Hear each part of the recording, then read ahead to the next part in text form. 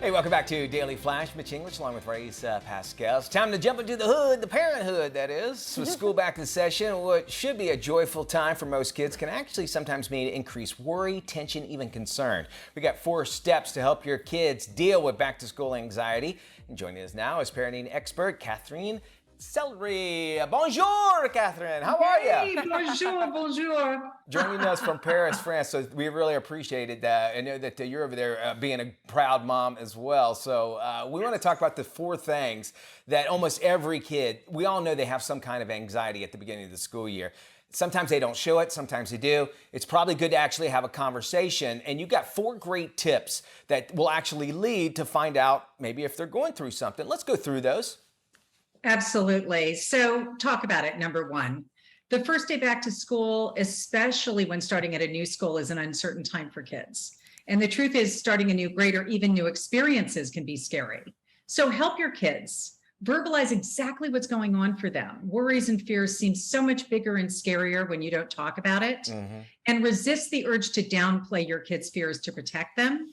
Honesty is always the best policy. Assure them, however, that they're capable of dealing with the challenges that a new school year brings and that you'll be there to assist them should they need it.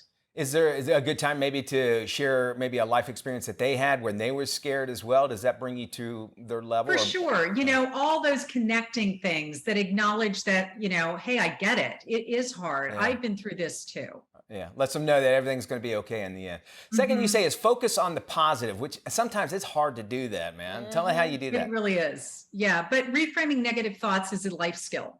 And you might as well start when they really need it as kids. So focusing on the positive and what your kids can look forward to when they're anxious about the new school year is so good for them to learn. So reminding them that they'll be with their friends, if they're struggling with the new school, taking a minute to look into new activities and clubs that are being offered, having them pick something out that excites them.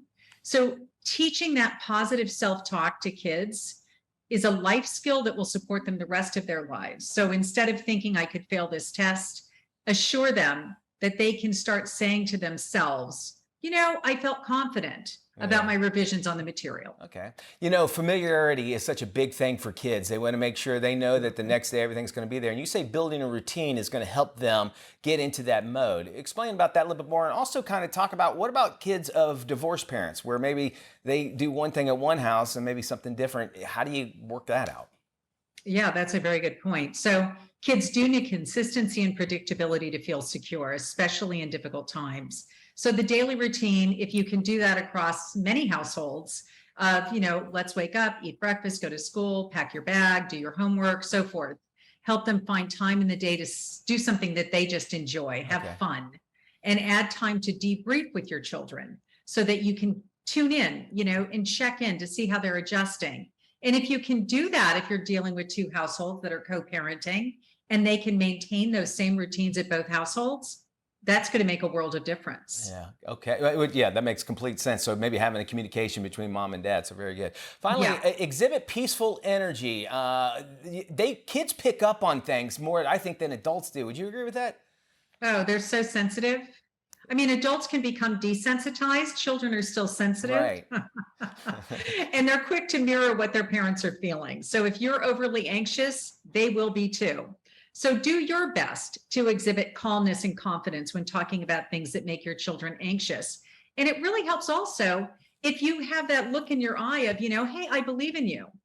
Right now you may not believe in you, but I believe in you. You've got this. Yeah, and that's all that they want. And then once they, I would imagine, accomplish a goal, they'll go, well, mom was right or dad was right. They do believe in me. I feel really good about myself. Yeah, I love that. Yeah, it's a feather in their cap. All right. Well, we want kids to have a healthy back-to-school transition. Katherine, thank you so much for joining us. We'll have this interview on our website. And for more information and get a free parenting book, you can check out Katherine's website as well, freeparentingbook.com. You do such a great job. We love becoming better parents with you. Thank you so much, Katherine. Thank you, guys. Have a great day. You too.